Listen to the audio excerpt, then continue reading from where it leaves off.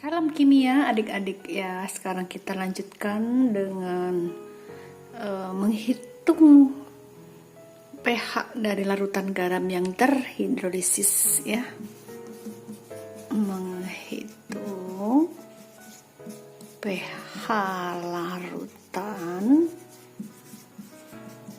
garam terhidrolisis ya.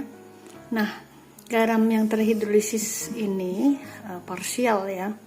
Parsial ini kan bisa asam dan bisa basa ya.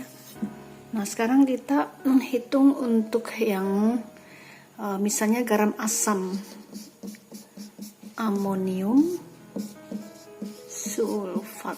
Nah, lihat amonium sulfat ini kalau kita reaksikan dalam air dia akan menghasilkan ion-ionnya ya, mengalami hidrasi dan ionisasi, disosiasi.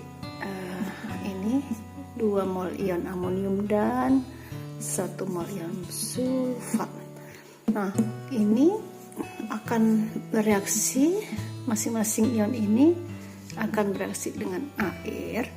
Ingat ya, dalam hal ini ion amonium akan mengalami hidrolisis karena yang merupakan basa yang lebih kuat sehingga menerima proton dari ion amonium menghasilkan amoniak dan merilis ion hidronium ini yang menyebabkan sifat larutan menjadi asam. Nah, bagaimana dengan sulfat? Anion sulfat tidak mengalami hidrolisis dengan air ya, sehingga ini kita katakan sebagai hidrolisis parsial. Nah, berapa pH-nya? Kalau misalnya pada awalnya kita menggunakan di sini ya setengah molar.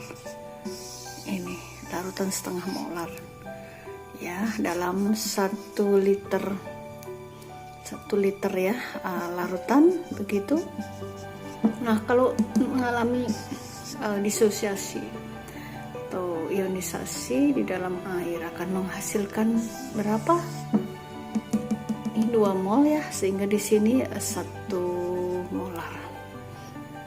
Nah, sekarang kita hitung berapa pH-nya ya dari sini. Di sini ada penurunan dari K hidrolisisnya. Kita akan tahu bahwa ini harus sama ya dengan ini, sehingga H3O plus kuadrat per ion amoniumnya ya, sehingga H3O plus itu kan sama dengan ion hidrogen adalah akar dari K hidrolisis kali konsentrasi ion amonium. Ini adalah molar garam, konsentrasi garam dalam molar ya. Nah, nilai K hidrolisis kita akan tahu sebagai nilai K water per Kb kali. Nah, sekarang lihat bahwa yang paling penting adalah ion amonium ini. Lihat, ini ada koefisien 2, berarti 2 mol dari 1 mol amonium sulfat, setengah molar amonium sulfat akan merilis 1 molar ion amonium. Ini kita masukkan sebagai konsentrasi garamnya ya. Nah, kemudian nilai KW-nya adalah 10 pangkat min 14, KB-nya kita anggap 10 min 5 kali 1. Dengan demikian ini adalah 10 pangkat min 9 ya, sama dengan 10 pangkat min 4,5 molar. Nah, maka di sini ada pH sama dengan min log 10 pangkat min 4,5. Jadi pH-nya adalah 4,5. Ini kurang dari 7 menunjukkan asam ya. Jadi dengan demikian terbukti bahwa garam amonium sulfat mengalami hidrolisis parsial di dalam air menghasilkan ion amonium. Nah, karena di sini 1 mol 1 mol garam amonium sulfat menghasilkan 2 mol ion amonium yang mengalami hidrolisis, ya, sehingga pada konsentrasi garamnya kita masukkan bukan setengah tetapi 1 molar, ya. Nah, terbukti bahwa pH larutan garam dapat 4,5, diperoleh 4,5 kurang dari 7, bandingnya adalah garam asam. Oke, sekarang kita lanjutkan dengan menghitung pH larutan garam terhidrolisis parsial pada kelompok garam basa, ya.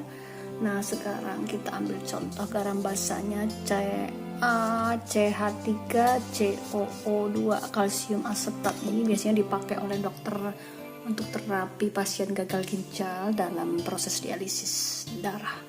Nah, ini kalau kita reaksikan di dalam air akan mengalami disosiasi atau ionisasi menghasilkan ion Ca2+ dan ion asetat, ya.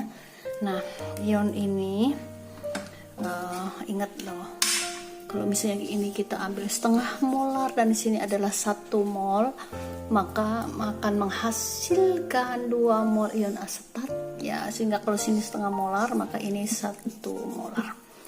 Nah, bagaimana perilaku dari setiap ionnya? Ca2+ kalau bereaksi dengan air bisa nggak? Nah, ini adalah air bersifat basa yang lebih kuat dari ini sehingga dia hanya menerima proton, sementara kalsium ion ini tidak punya proton sehingga tidak mengalami hidrolisis. Nah, bagaimana dengan ion asetatnya? Ca3COO- bereaksi dengan air. Air ini menurut teori asam basa klorine ini dia adalah asam yang lebih kuat, ya, sehingga lebih kuat dari ini sehingga dia mendonorkan protonnya ke sini akan menghasilkan CH3COOH ditambah apa? Ditambah OH. Nah, ini adalah karakter dari sebuah larutan yang nanti akan bersifat basa, ya. Nah, kita buktikan bagaimana menurunkan persamaan rumus pH-nya, ya. Di sini ada nilai K hidrolisis karena yang mengalami hidrolisis adalah ion asetat dari garamnya. Maka KH di sini adalah ini konsentrasinya harus sama, adalah konsentrasi OH- kuadrat, ya, dibagi konsentrasi CH3COO-. Ingat, kita menghitung persamaan penetapan kesetimbangan hidrolisis ini ya sama seperti menentukan persamaan kesetimbangan pada umumnya, ya. Ini ya.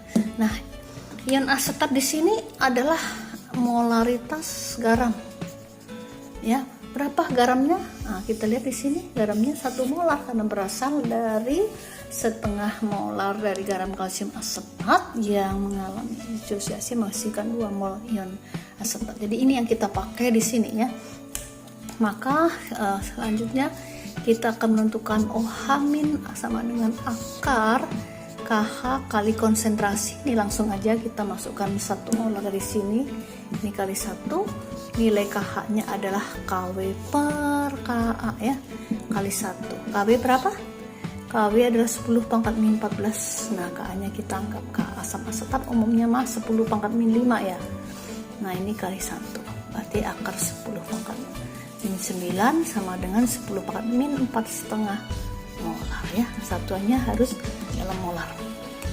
Nah, dari sini kita menuju persamaan POH sama dengan min log konsentrasi OH- min log 10⁻⁴,5 sama dengan 4,5. Dengan demikian pH-nya 14-4,5 berapa? 9,5. Ini terbukti, ya, bahwa pH lebih dari 7 menunjukkan sebuah ciri khas dari larutan yang bersifat basa, ya, dengan nilai KW 10⁻⁴, ya. Berarti kalau di atas 7 artinya larutan bersifat basa, ya. Ini garam kalsium asetat.